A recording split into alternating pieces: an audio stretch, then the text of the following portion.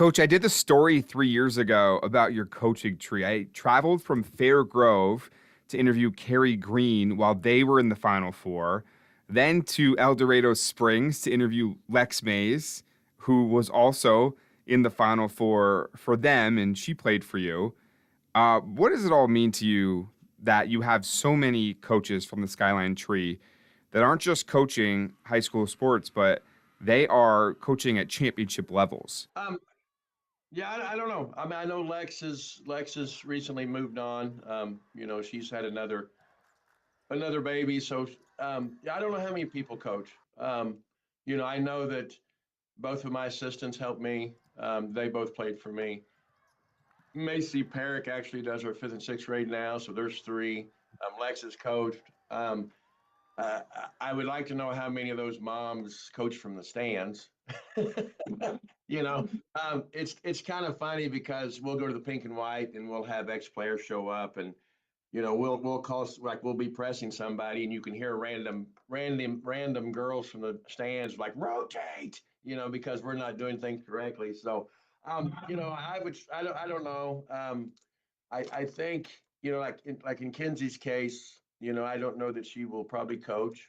Um, she understands the game of basketball, but I just don't know if I just don't know if like the coaching routes in them. I think for us, um, I think it's about basketball, but it's more about can you get through hard things in life. And I would like to think that the majority of our players that make it 4 years and do this for 4 years, they can be highly successful in their life because they know how to go through certain things. So, that's the relationships that you build coaching are pretty special. And I we have ex players show up all the time, and sometimes they'll text me later and say, "Hey, I watched you play so and so," and like, "Well, why didn't you come down?" "Well, I didn't want to bother you," but they're watching, and I think that's also what makes you successful is there's a pride thing there with the next group because they either want to be better than the group in front of them or at least as good as the group in front of them.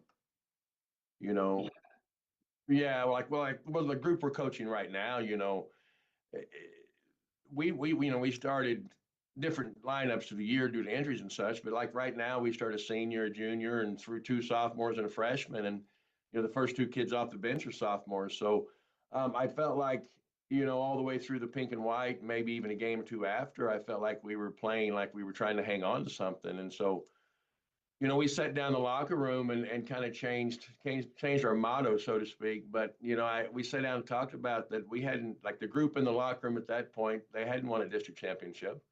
They had won a conference championship. They had been in the Final Four, and so we quit. We finally sat down and told them, quit playing like you're trying to hang on to something, like you have something to lose.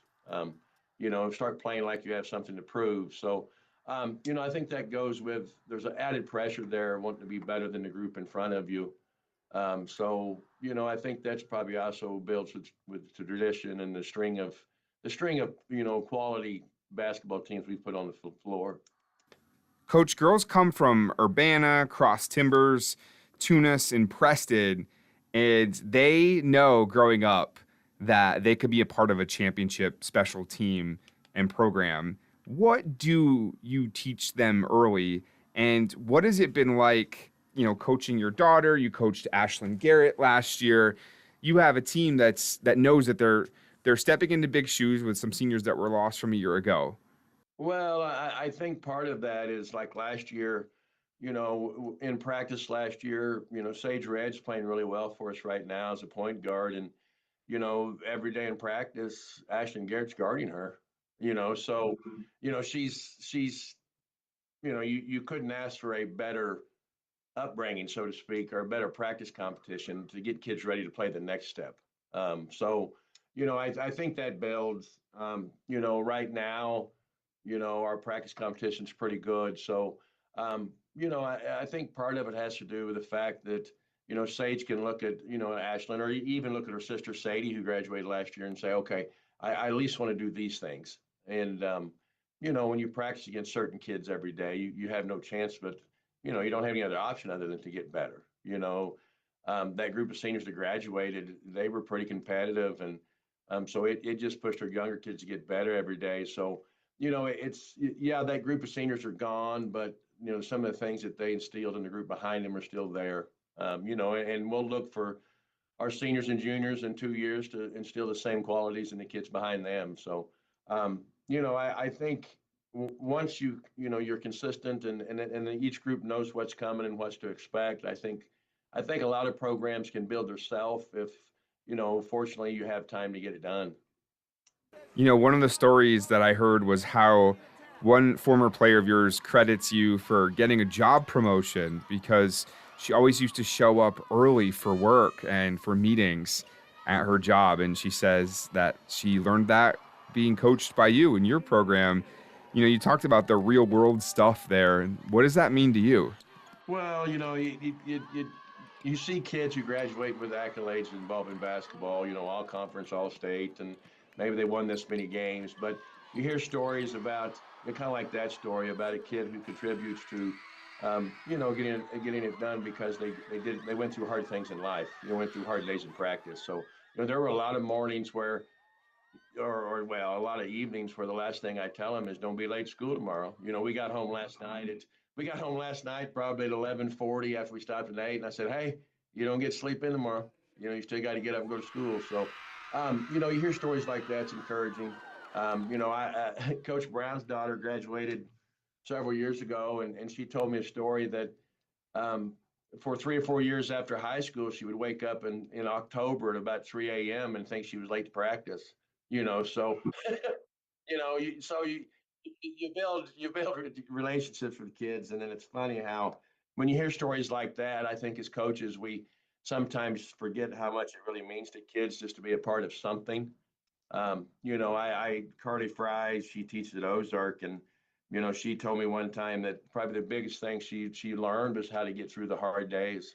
And that's about how to compete in life. You learn how to get through hard days and learn how to get through do things that are difficult. So, it's nice that you have kids who can probably take some of those lessons that a lot of times as coaches or even as teachers or even as parents, you think they're not getting, and then come to find out they really are understanding what we're trying to teach them. So, um, it's pretty special. We had kids who are or ex-players who are everything from teachers to nurse practitioners to college professors. So and it's always neat as a coach. You see them being successful on the floor, but it probably means more when you can you know, search up a kid or find out that this player, ex player, is being successful as an adult, and that's regardless of win loss records. That's probably the whole goal. Another connection, coach. You played high school basketball and graduated with Stratford head coach Dustin Larson. You both have amazing daughters who play basketball. That's got to feel kind of surreal, huh? Yeah, no, it is. And I can tell you that to be honest, both of his daughters and both of my daughter, they got their athletic ability from their mothers. So me and Dustin weren't the most athletic. We just kind of understood the game a little bit. But it's always neat. You wish Stratford and Dustin, and especially the Larson girls, you wish them all the success. But it's kind of neat that you can have somebody who.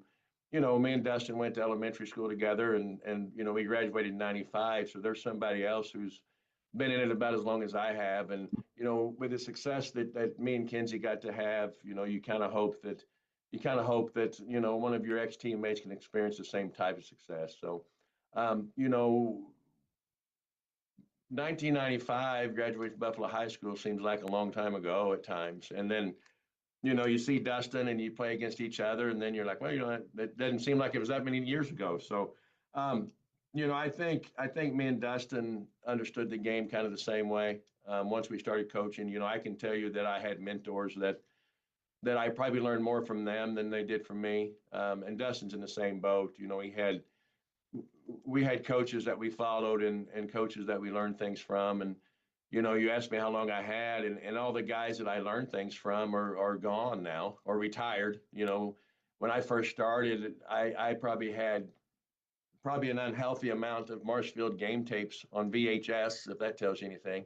And so we would watch the Marshfield Lady Blue Jays play, and I would steal things from Gary Murphy. And then, we stole all kinds of things from Tony Armstrong when he was at Stockton. So, you talk about those guys and they're all retired. And then I told Dustin, I said, we're going to get in the pink and white program come out and we're going to be two of the older guys there. So, it's neat that you can, have some of those high school experiences with a guy and then turn around and coach against him. And, it's pretty nice to know that he's getting to experience some of the same things that I've experienced.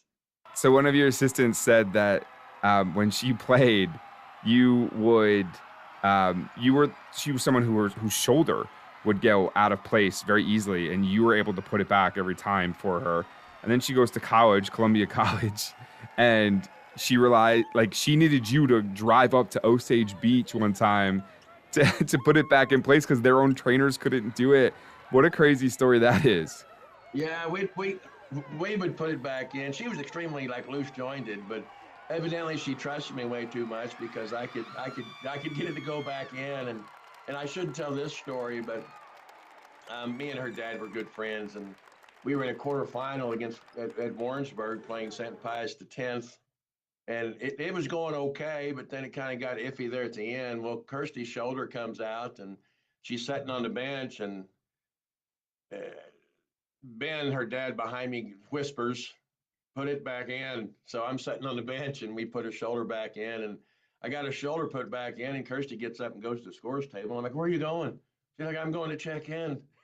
So I looked at Dad, and he's like, "Put her in." So that was, she was a senior that year, but yeah, no, she probably had way too much trust in me, and to be honest, I didn't know what I was doing. We just know how to get it back in. So we could put Kirsty's shoulder back in, and um, that was the group. Like I said, that group has a lot of experiences. They got to eat at Burger King. They got to go home and practice one night, and they ended up winning the state championship there in '08. But I don't know how I got dedicated to put, or elected maybe to put Kirsty's shoulder back in all the time, but we'd put her shoulder back in and give it 24 hours, and she'd be back on the floor. So.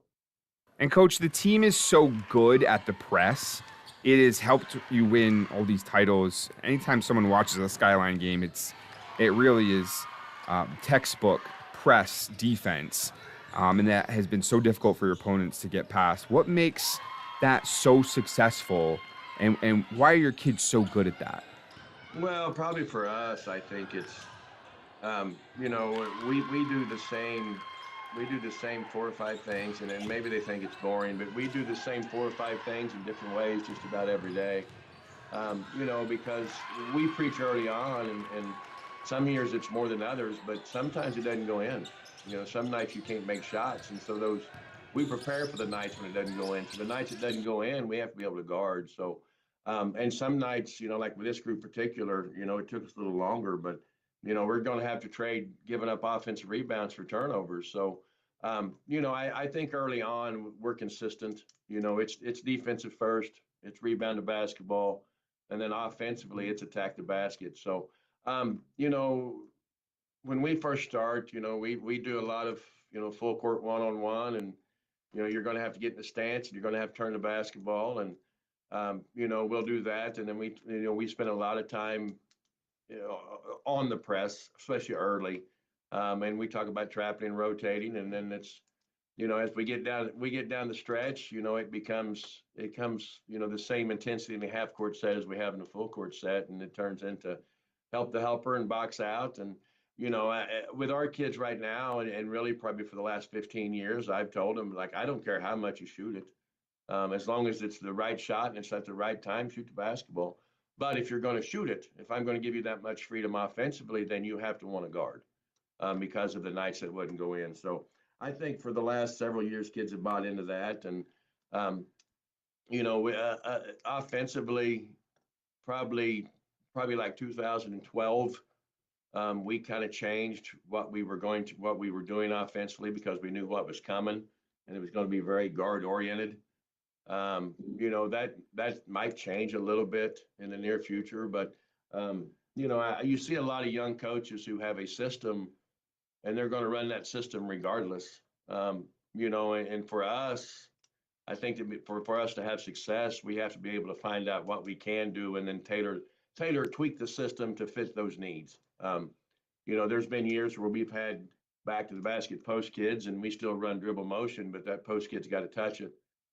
There's been years where we've been extremely guard oriented. So, then we spend more time shooting the basketball, but we're still running kind of the same stuff. But, each year I think it changes. I think what your ability to run different things changes. But probably over the last 27 years, the one thing that's been consistent is the fact that you're going to guard before you do anything else. So, I think our kids at a young age figure that out, and they know what's expected. And, it's been the same. Defensive mindset's been the same for a long time.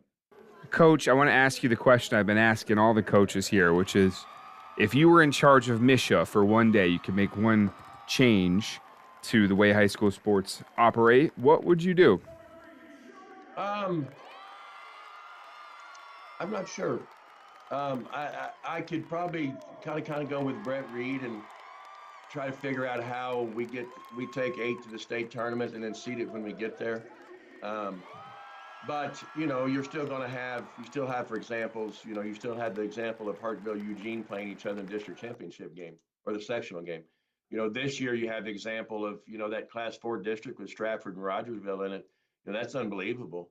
And so you may end up with what could be the Class 2 best teams in Class 2 or 4, two best teams in Class 4 playing each other in district championship games. So you wish there was a way to tweak it, but as soon as it's kind of like the football playoff system, as soon as you tweak it, somebody's going to come up with something better, a different idea. So, overall, I think it's, the shot clock's probably coming.